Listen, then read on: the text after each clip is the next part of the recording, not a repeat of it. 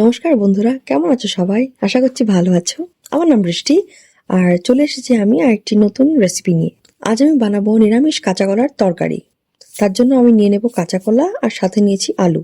কলাগুলোকে boil করে আমি ছোট ছোট করে কেটে নিয়েছি, আর সাথে আলুগুলোকেও আমি কেটে নিয়েছি। এখন সবার আগে তেল গরম করব, আর তেল গরম হয়ে গেলে তাতে দেব আমি শুকনো লঙ্কা, তেজপাতা, দারচিনি, লবঙ্গ আর এলাচ।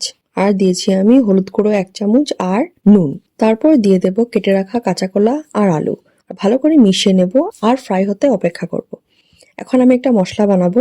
তার জন্য আমি নিয়েছি আদা, কাঁচা লঙ্কা, গোলমরিচ আর টমেটো। আলু আর কাঁচা কলা যখন মোটামুটি ভাজা হয়ে আসবে তখন আমি পেস্টটা অ্যাড করে দেব। সাথে আমি দিয়েছি 1 চামচ লঙ্কার গুঁড়ো, 1 চামচ ধনে গুঁড়ো আর 1 চামচ জিরে গুঁড়ো। তারপর ভালো করে একবার মিশিয়ে নেব। মিশিয়ে কয়েক মিনিটের জন্য ঢেকে রেখে দেব। তারপর যখন মশলা তেল ছেড়ে আসবে তখন আমি দিয়ে দেবো জল। জল দিয়ে একটু ভালো করে নাড়িয়ে চাড়িয়ে বয়েল হওয়ার অপেক্ষা করব।